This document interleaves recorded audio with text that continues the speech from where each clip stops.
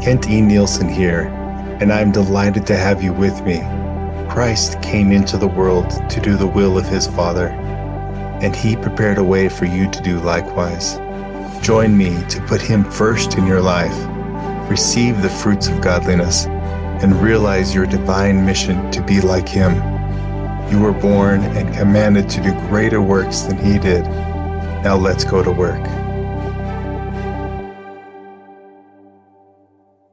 Today, I would like to talk about 4 different principles that have stood out to me. The 4 principles today are summarized in the following words: honor, slow down, serve, golden rule. First is honor. Honor is a form of worship. It is literally to emulate. When we honor God, we emulate him. We learn his law and live in accordance with it. Slowing down. The Aesop fable comes to mind of the hare and the tortoise. When we are trying to win a prize, we should be diligent in winning that prize. We should plod along. Yet the human nature is to race to the end. I'm reminded of our boys. Often in recent years, we have said, hurry up, let's go. I'm going to beat you. And are you going to beat me? Or we have this kind of race to get them to move a little faster, to change their clothes and whatnot. With this idea of slowing down that I got from Robert A. Russell in his book called You Can Get What You Want If You Find It Within Yourself, he suggests that we need to, quote, not hurry, end quote. And I love that notion, and it has given me great power in the past week to just slow down, to be still and know that God is, and to essentially enjoy the roses, to take a moment to be present, to be where you are when you need to be there, to slow down and plod along. It's a steady moving of plodding. You're going to read the definition. There's 3 of them for the word plod: to travel or work slowly or with steady, laborious diligence. 2, to study heavily with steady diligence. 3, to toil, to drudge. I love this word. My wife and I often reference this word in our lives, as I viewed her as the tortoise and I have been the hare, especially when you take into connection my bipolar disorder, as that it's even more so tempting to have the highs and the lows, the fast and take a nap, slow burnout, etc., etc. And as I've worked diligently to develop this gift of plodding along and learning it from my wife's talents and acquiring it, this phraseology of not hurrying, again, as Robert Russell called it, and to slow down, to be still, this is great power. And I'm sure it may be unnerving for those who are always on a hurry, always on the go, go, go, go, always want to talk fast, always want to get more said. Yet there is power unseen when you take a moment and slow down and speak with intention, speak with forethought, and with power. Next on the list, serve. Been reading a book this evening. My wife and I read together most days, and I chose to read a book called What All the World Is A-Seeking, written by a gentleman named Waldo Trine. It was published in 1899. And in this book, he says the world could change overnight with just one word. The word is serve. And this next one here, called the golden rule. The golden rule, according to Sterling W. Sill in his book called Leadership, Volume 1, he suggests that the world would change in 30 days if we practice the golden rule. So let's bring this all together. Do the work and you shall have the power. Power comes from plodding along. When you set a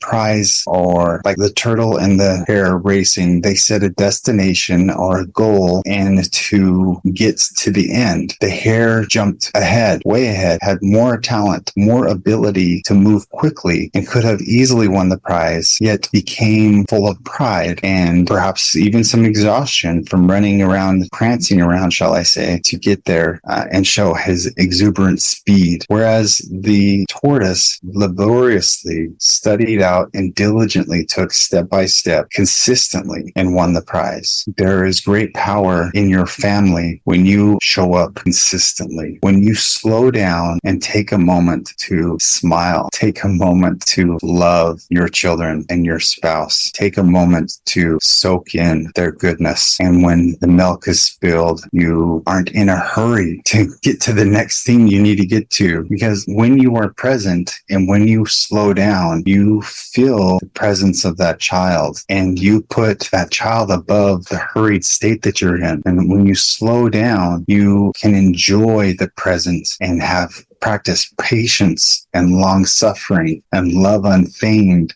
that much easier because you have a space of time to respond. As Viktor Frankl put out, there's a space between stimulus and response. And if you slow down, that space is expanded. And with that expansion comes a moment to reflect on what you will say, reflect on what you will do, reflect on how you will feel. And as you move forward, it will enable you to be full of love and practice the golden rule to do unto others as you'd have them do unto you, and to get lost in the service of others, that you may be like your master, that you may honor him, that you may love him and his laws and principles. And it's so beautiful when you do that. You are filled with power. You are filled with fruits. You are filled with honor. So I'll close with where I began. The law of nature is do the thing, and I might add ploddingly, and you shall have power from on high. But if you do not the thing, or shall I